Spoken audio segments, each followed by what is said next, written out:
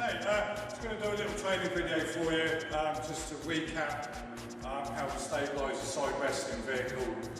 What we're going to look at is using the 2-step fast method, and we'll also use the 3-step fast method. So you've got a little bit of awareness and a recap on how to use both methods, depending on what station you're at and what kit you've got available. All of this, just bear in mind, it's very dynamic, so the situation you have operationally will dictate how and what you do with the stab fast and the blocks and wedges on the other side. What we're going to focus on today is the very basics of an ideal vehicle resting nicely on its side without much deformation, so we can get the principles correct and the rough idea of the sequence we should be doing things. So, depending on whether you're riding, how many numbers you're riding with, and what crew you've got available. If you've got 2 people doing the stabilisation, ideally what we would have is one person this side of the vehicle start to set up stab fast while they're getting the stab fast out of the bag and looking at ideal locations for it. The second person will be on the other side of the vehicle starting to pack underneath the A, B and C posts. Okay, today we'll look at it as if you're riding the minimum crew, so you've only got one person at the moment stabilising the vehicle because everyone else is busy doing casually carrying other tasks. So therefore I'll do everything myself. That will just give you an idea. So for this, I've already got the stab fast out for me for the sake of this video.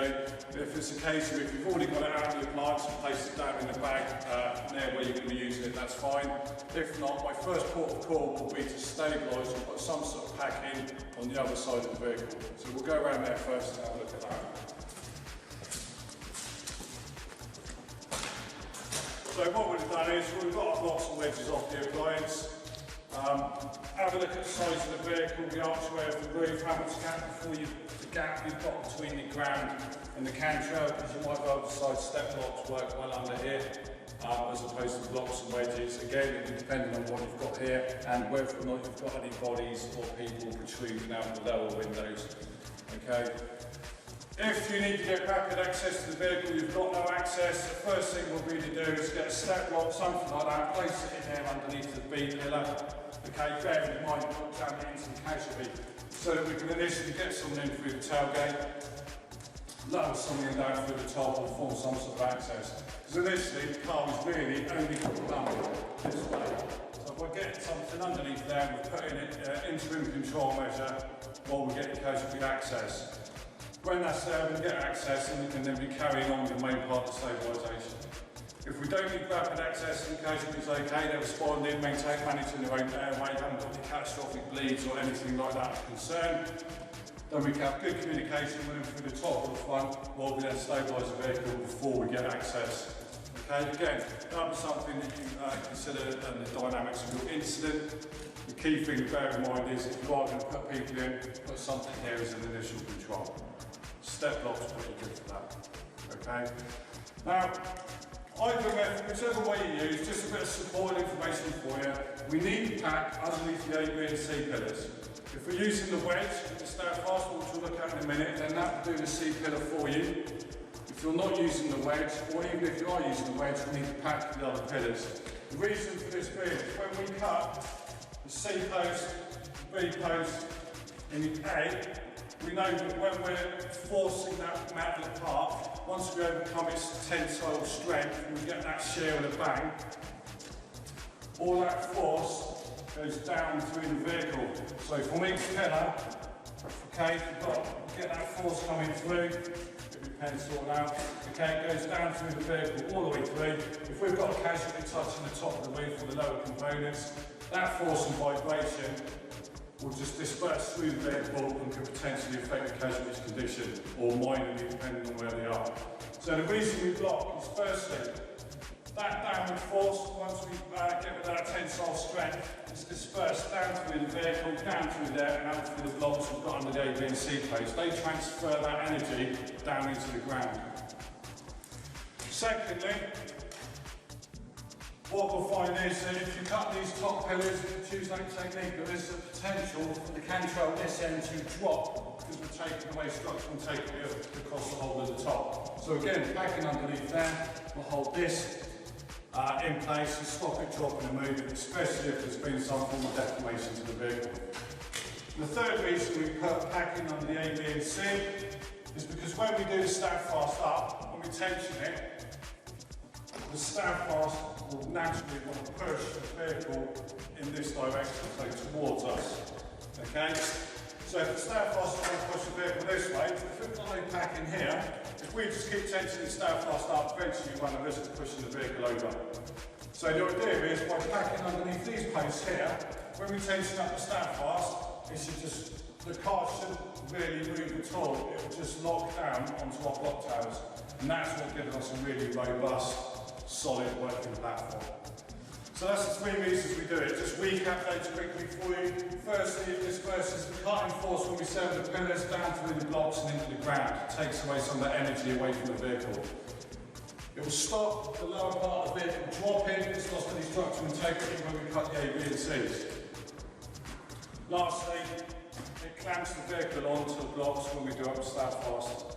Okay, so what we want is really close block towers and it will lock the vehicle onto it. That's why we need to pack and block. However, every incident is different. You might not have the option to pack and block down there, so you'll need to do an assessment, weigh up your objectives and put controls in place depending on what you need to achieve. Again, remember, we need to make this a solid and stable working platform. So if we need to do alternative methods to achieve that, you achieve it, then we've also achieved the goal. Okay, so we're happy with that as well. What I'm going to do now is just going to pack underneath here so you've got a visual on roughly what we're looking for in the ideal situation. So a little bit of blocking, if we can, we could use a couple of wedges maybe, so underneath the bulkhead and also we would have a little bit of hypo on when you're working around there, it's got these contaminants that could be picking off, going in your face, into your eyes. So a little bit of blocking just under where the bulkhead and the kind of meets, it's just got to be snug in there, that's fine. Something like that. When we pack underneath the beam, okay, if we've got a block tower that says underneath there, where is our beam pillar? Make sure we're not impinging on the casualty. It's not been unknown for medics to be getting airway management and access through here, so we don't want to block that view, so it can be quite a cramped area. So we're having a look here, this block tower is correct. Okay, what we're going to do is then just quick out, slide it in nicely. Okay, so you can see what we've got here. Most times we think that's suitable, okay? But if we can close this little bit of a gap, it means that when we tension up the stand fast, the car won't be trying to close this gap. Okay, so ideally you want to pack that as well. So an option to do that will be to adjust the blocks. Okay, wedge on top, reposition. Okay, something like that. So we have closed the gap completely between ground and vehicle, if you can see that. Okay, that's roughly what we're looking for. What we don't want is these blocks right in underneath here, right in here on the beam. Because all that'll do is if they're too far under, when we do up the stand fast, it'll potentially cause the vehicle to rock over those blocks. And it'll have little effect in aiding the stabilisation. So if we roughly visualise this, if we can, aim for something like that. Similar, but just to give you sort of a visual. Okay, then we move to the back. You can see that.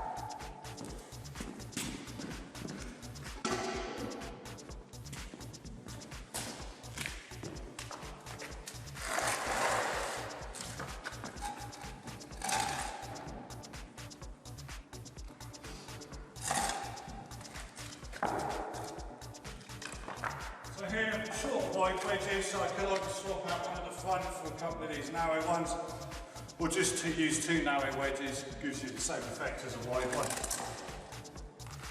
Again here we've got a survey, a smaller pillar here, we're going to go against that one. Okay, where we've got a bit of a gap there, what we can do is then pack there. Again, as we did earlier.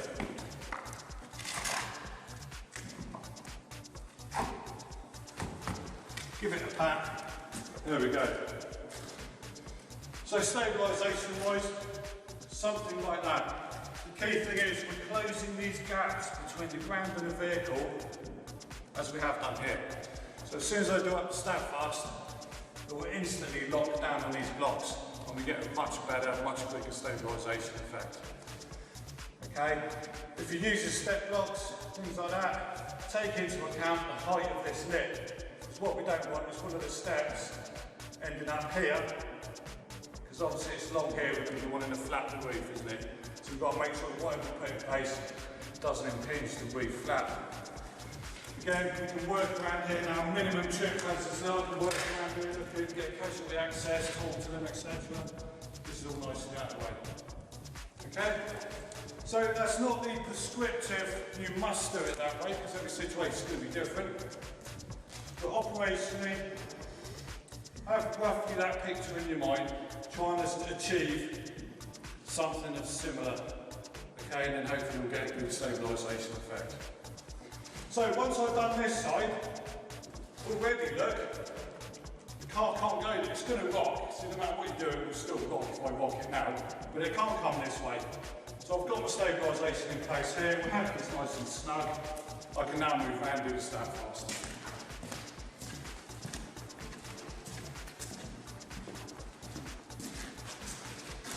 Okay, so when you are setting stand fast up, it can quite be a daunting task if you haven't had hands on for a long time.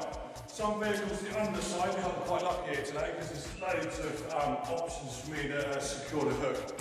Some vehicles, the whole base of the vehicle is covered in a big plastic protective shield, so then you will actually be limited to luxury of where you're going to put your hook. Again, can that plastic protection be removed easily? Can we get rid of it? If that's what we need to do to get an effective stabilisation, then perhaps that's what we need to do. Again, it's something you have to assess in the situation you've got. Take a little bit of time just to do a quick assessment from a distance to the underside of the vehicle. What I'm looking for is where do I want to put the heads of the stand fast. So underneath the sill lips, or this lip here is always quite good to hold it nicely in place. And I want it to be on a rigid part of the chassis. Okay? Okay, even if they're relatively close, it will still do the job. Some situations you might better put one stand fast dead central, and that might allow you to achieve what you've got if you're really struggling with anything anywhere else. And then again, look at the bottom there, because ideally we want to get the ratchet strap at 90 degrees when it comes out of base. Okay, so if you look up here, you can see where we've got the ratchet at 90 degrees. Okay, just to give you a visual to have a look at. So we get that triangle effect, and then what that does is the footprint, shall I say. That's what I do about it. It increases the footprint of the vehicle by creating that triangle, which is what gives it its rigid stabilisation. Then disperses the force down through the stand fast strut. However, if you can't get all the way down here with your hook, you could hook in somewhere high like this. It will still achieve the same effect. Your hook might not be dead in line with your strut, it could be slightly left or right, it's not a problem. If it's massively left or right, it could cause you an issue, because when you ratchet it up, it will pull the head of the stand fast left or right. So ideally, get it as in line as you can, or give it a few inches either side, it will still work. If you can see down here, you've got your suspension springs. Okay, never ever hook onto those. As enticing as it might be, don't hook onto them, because if that does become displaced, it will fire, it will come off with a lot of force, causing potentially very serious injuries. So do not ever play around with these springs or hook onto them. Okay? Plenty of options here. Also, again, think about, fuel tanks, we want to go on that. Plastic soft areas, that's not going to be any good. Spare wheel, that might be quite solid, but quite often these become quite weak and rusted out. So again, do an assessment, have a look. When we're looking for hook holes, plenty of them on this vehicle. I've got quite a lot of options here, so it's made this video quite easy. Happy days. If you can't find the hook holes, I don't know if you can make out here. Sometimes you'll get these rubber gaskets, these little round gaskets. Sometimes they're a lot easier to spot than the older ones. There's some up here, look. On newer vehicles, normally you can either push these in to just soft rubber, you can push them in with your finger, or poke them in with a screwdriver, or some cases you might better ping them out, and then there's just a big hole there. The idea of those is they're just access points where you unbolt things from inside the chassis, and the seats and seat pans in the inside of the vehicle. So again, if you see these, push these out, and then you've got a beautiful hook a beautiful hole. Beautiful, it's beautiful, isn't it? Hole for your hook. Okay, so again, look for these and don't get any of the obvious ones. Okay? So we'll set up the stand fast. I've got blocks the other side, I'm nice and happy with that. I'll just show you how I personally operate the stand fast. However you do it will be obviously down to yourselves and personal choice. Okay, so I've had a look at the underside of the vehicle. Okay, so I'm going to go to the front here. So for me here, what we're going to do is we're going to hook in high, just to demonstrate to you that it still works if that's all you've got. Okay. Ideally, I'd want to put my head up here, strong point there, and I'll use this nice hole down here because that's really nice. A nice 90-degree angle nearly by going into their head up here. Okay. For the purposes of the demo though, we'll just come slightly right at that and hook in higher up here just so that you can see that it's still effective because that's the only option you've got. So when I'm doing the stand fast, I'll stand this side for a minute. What I normally do is quite a lot of times trying to position the stand fast, the face is moving around, we're trying to operate the ratchet handle, we're trying to pull out some slack. So what I do is how we stow ours, we just put it underneath the spring. Either way, put it off the spring unit. If you've got the newer stand fast unit with the little screw gizzard to get the strap back on, that's a newer model, happy days, you might not be able to do this option. So we'll put it down like that. Okay, fully undo the ratchet. Hopefully it's been smooth, the barrel is in line, so this is just free flow. Quite often you see people don't leave that free flow and then you've got all the issue and the friction trying to pull that through. So then, I'm in line, I keep my foot on the base hooks, now the base isn't going to go anywhere. This is your operating lever. I'm not going to go into the nitty-gritty of how a stand fast works because we should know that. This is about how to stabilise a vehicle as opposed to operating the unit itself.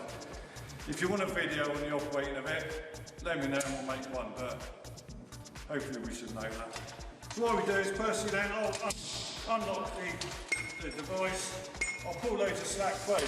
It's always easier to go to full extension, lock it off, get that click. It's easier to position like that, and it's better for me. If I need to lower it, it's easier to lower it and keep trying to extend it. So go for max extension first, have a look at our angles. So I can go in there.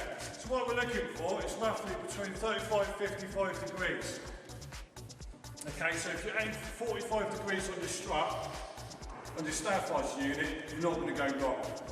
If it's too high like this, the car will just push it over if it does get any sudden movement this way. If it's too shallow and it moves, the face will just slide out. Okay? So aim for 45 degrees. Even then, if you think, that's still a bit high, I can either drop it down a little bit. Okay, I'll be happy with that. Well, there's nothing to say you can't shorten it and go in here or somewhere lower. It will still work if the strut is shorter.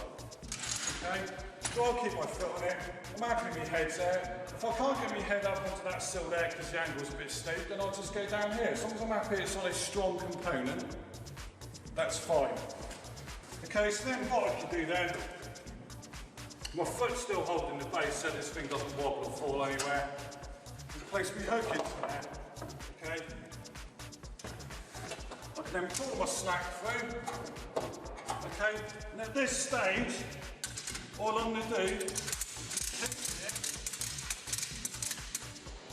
a tiny bit so that that will stay there on its own, okay? We do not want to tension up the ratchets fully yet until we've got the second one in place and then we get some on the side of the vehicle. So there we go. Nice. Now just something to bear in mind, this sleeve here, red sleeve, all this sleeve is for is sharp objects, okay? Historically we've always been, if there's any hot edges, exhaust, things like that, that's what this sheath is for. It's not for hot surfaces. It's purely for sharp edges, okay? To protect the ratchet strap. If it's going over a catalytic converter or anything hot, then you need to get something else in between the strap and the hot surface to protect it. So either something ideal from the vehicle or suitable sharps or hard protection from us, the clients to go in between the strap and the hot object. Okay, this is sharp objects only. Okay, good, we're happy with that. It's all nice and tidy, so then we come in with the second stand fast. Okay, I'm going to put it under the side of the vehicle, we're going a little bit lower here. Okay, so again, I'll take this off of there so it just free flows nicely. Okay, so again, it's all about your stowage, so the operationally we haven't got things working against us. Pull some slack through, undo the locking mechanism. Then it's actually get it clicked and that locks back in. I then position my head. Okay, it's not a bad angle, but just to show you now, if I think, actually, perhaps I'd like to go under this lip here, I'm thinking that would do a better job. Remember, if you're questioning it, then perhaps that's a sign for you to think it's not right. So if you're questioning it, readjust. It's easier for me now to lower this than it is to keep extending it. Okay, you've got your cable, go into there like that, it might lock on the cable. Just to give an example, just showing you how it's easier to lower it. We can do it at different angles. I'll keep my foot on there. Nice hook on like so. Try and get it as straight as we can. Okay, again. I'll tension that up. Okay, so they're not mirrored, but they're doing exactly the same job, because you're not always going to be able to mirror them. It depends on the components, the underside of the vehicle, what you've got available. Before we tension these up, I will now want to shout at the officer in charge, or whoever's managing this rescue, let them know we're ready to tension up the ratchets. Ideally then we want to get someone just to sight at the end of the vehicle. Doesn't matter which end you do it from, we give them the thumbs up, ratchet them up. The people doing the ratcheting, they're not waiting for me to say stop. They will just keep ratcheting until they are happy that these are secure enough, and all this needs to be is a bit like a bungee cord taut, elastic band taut. I'll show you that in a minute. If they get to that stage they're happy, they just stop, let the OIC know, boss, vehicle stable. And that's it, job done. All I'm doing here, or whoever you get to do it for you, because we know the stand fast to push the vehicle over, I'm just watching the vehicle, so as soon as I see any movement this way, I give it a rest, and they talk like that's it, vehicle stable. So if we're starting to push the vehicle over, it means we're over-tensioning the ratchet straps, or our blocks and wedges under the A, B and C pillars haven't been done effectively and need addressing. Okay? Remember, if we've got casualties coming out the window down there, things like that, last thing you want to do is kind of start to move onto them, potentially pinning them. Okay, so it's overall, that's what that job's for. So what I mean, I could still be doing this on my own if needs be, for short personnel. It's not a problem with that, I just do one before the other. That's it though. That's as taut as it needs to be. Same on this one. Okay, bungee taut. If we look now though, okay, I'm pretty strong, isn't it? We can look there though, solid platform, okay? If we look around the other side, okay, we can see there, naturally, you can see the blocks are loaded, got a dull thud. Yeah, so you can see the load, they've instantly locked onto the blocks. That's not going anywhere, okay? Naturally, when we're training, we always do this, don't we, to check the vehicle stable in training. So, oh yeah, good effort, that's nicely stabilised. Operationally, we don't do any of this. Okay, we don't be rocking anything to check the stabilisation. If it's effective here, and we're tensing up the ratchet straps like we have set in the bungee taut, that is it stable. We should not be doing this, because if you are quite strong, or just put a bit of force in, you will always move the vehicle if you rock it, no matter what you put in place. Okay, so we don't be doing that. I'm just doing it just to give you that training thing of that you can see it's stable. Okay, that's it. We just quickly look back around here again. Another key thing that we keep missing, okay, is we leave the ratchet handles up like this. Okay, you can see the difference. Ratchet handles need to be in the fully locked down position to be safe. So always, the final bit is locked down nice and flat, that is now safe, nothing can come accidentally undone. Okay, that's all nicely done, and obviously as and when we're doing things around the vehicle, we'll just give it, if we need the tech stabilisation, you can just gently peel the head and twang down. If it's like that, that's fine. You don't need to give it a big shake. If I was to give that a big lot of force, depending on what it's against, it might just slide off. Okay, if we are, check it. If not, just give it one crank. That's it. Okay, but again, don't get over cranking it every time we check it, because otherwise we'll just eventually start putting a lot of force that way on the vehicle. Okay, I hope you found that useful. What we'll do is now, we'll just have a breather, and then we'll look at the using the freestyle fast one on the front.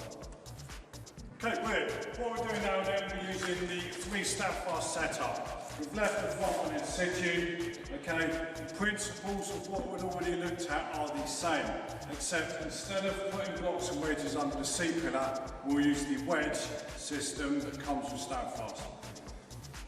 Okay, by now you should know what you're doing with stab fast, you should know how it operates. I'm hoping that you should know how to put the wedge onto your stab fast unit. There are slight variations in that. You've got one station. If you're not sure, get out there, have a look, or ask a member of your crew how it works. Hopefully we're not at that stage. Okay, we've already put this in place. So it's simply looking at a structural component. So we've got part of the chassis over the head. Down here, the ratchet strap was going over the exhaust, so I'll put a wedge in there, and we've ratcheted over the wedge to protect the strap from touching the hot exhaust. Okay, as you can just see here.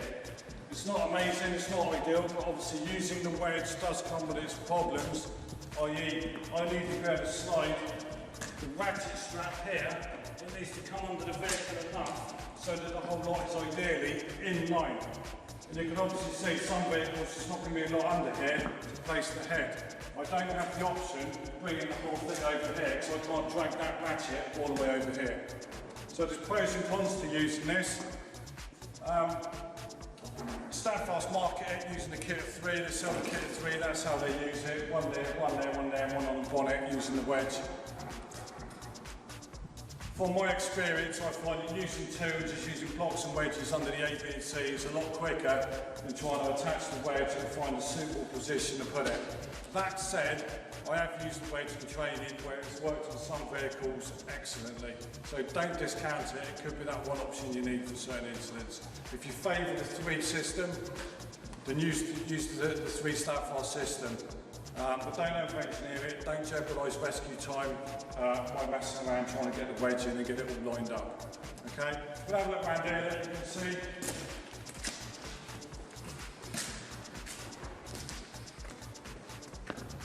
You can see we've got the wedge in. It's partly under the back of the, just to be able to see pillar, but one good part of the wing here, so we've got a lot of stability. You can adjust the wedge, we've got it on the higher adjustment, that's probably in nice and snug. You can see there, you need to get it in line, so that is doing what blocks and wedges would do here. Albeit, if we're not close to the C-pillar, we're still going to get that little bit of downward force that we talked about earlier. Okay, so it all depends on how far you can get that wedge under to keep it in line with your stab fast strap. Okay? If you're not sure about that, someone will have a look out on the station. Okay, but it's quite a simple bit of kit. Okay? So that is how you'll use it with the wedge and stab fast. You can do the 3-stab fast system with blocks under the A, B and C and still put one under the bonnet. That will still work and that will give you an even more solid platform. Sometimes you might not have the option to go on the other side of the front. You can go diagonally. So one under the rear, like we have done, and one stab fast on the bonnet also creates a very stable platform. Okay, so you've got a few options you can use it with. What we're looking at the front here, another thing you need to bear in mind is if you're going to put a stab fast on the front of the vehicle here, is it creating more of a trip hazard because it's potentially going to be our main scene of operations? I'm putting stab fast strut down here. Does it now hinder casualty access in through the windshield? Because ideally we want to get rid of all of this, so I've got really good frontal assessment and hands-on on the casualty to do lower limb assessments. Change over on the head if we need to. Also, this can possibly be a viable rapid extrication route. Okay, so if you've got limited access out the back because the seats aren't reclining or the type of makeup of the vehicle, you might decide to remove the windshield, relocate the roof a bit, or that might give you enough space to actually longboard right the front here. So what you don't want is then to have a stab fast strut here, hindering all of that egress route. Just something to bear in mind. So, you've got a couple of options. Easiest option, like again on this vehicle, you can see where the bonnet and the wing have been cracked in by damage. I can just hook directly onto the bonnet. As long as I can feel that thing, yeah, that's nice and secure, it's not going to pop open, I can just hook under there. If it's a metal framed body, I might be lucky enough to get the hook under and hook under the wheel arch, depending on the shape of the vehicle. So again, if there's easier options and quicker options that still allow us to achieve the goal, let's use them, because again, we all know using the hook knife, sometimes it works really well, other times it can be pretty difficult to get a puncture through if the bonnet's quite thick or a different configuration. The hook knife, we'll use it now just so you can see it. Okay, the idea is you've got the beak cover, you open it up, it takes the cover off, there you've got your beak. Okay? This needs to be kept in good nick and sharp. If the point of this starts to blunt over and go blunt, that's where you get your problems puncturing through to make your hole. Okay? When we've made a hole, we don't put the beak in there and start leafing it around to make the hole bigger.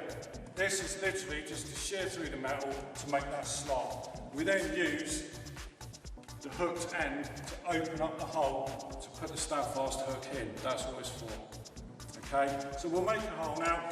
When you're using it, it requires a little bit of a technique to get it, but we're sort of forcing the tool that way whilst we're trying to lever it to get it to bed in.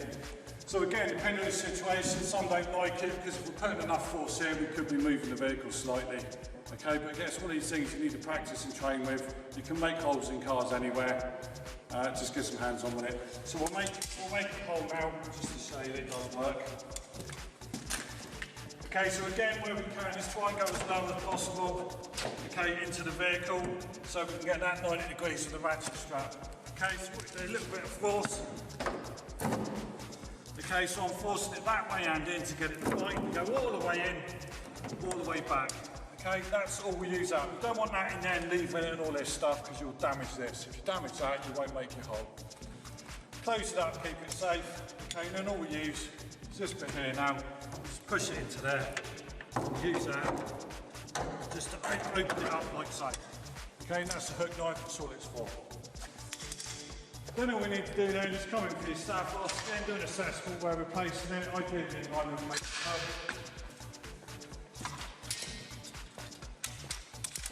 So again, look, this one hasn't been stowed in line. Cross the slack through. Lock it off. Position the head, nice angle there. And then come in. So remember what we talked about earlier, I could go directly under here, look. It's already there for me. Okay, but all we've done a little hook hole as well.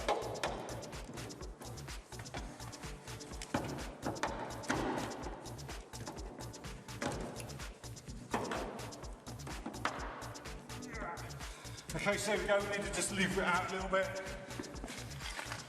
So there you go, you need to get a good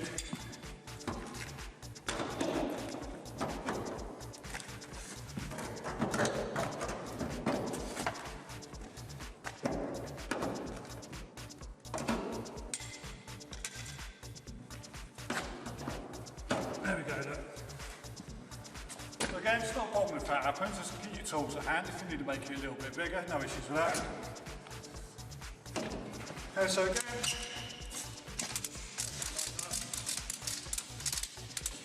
you can see it's pulling the bonnet out, because obviously the bonnet's only held in by a light bracket, look. Again, don't overly tension it. Bungee taut, it's not moving anywhere. We cut it out solid. Okay, remember we don't do that operationally. Okay, so there you go. Remember, lock your ratchet handle off. The only downside of this, if I'm trying to work in here, on that falling over and having to work around the staff fast, I'm trying to longboard someone out, it's potentially not an option now because this is in the way. Okay, but depending on what your plan is, depending on what you're used to using, 2 staff fast setup or 3, both very effective. Just bear in mind, don't waste time trying to use something that we don't need. If 2 will do it, it's wedges happy days. If you're very effective with the 3 setup, use the 3 setup, but bear in mind, do we need all 3? It's going to hinder access, etc. Okay?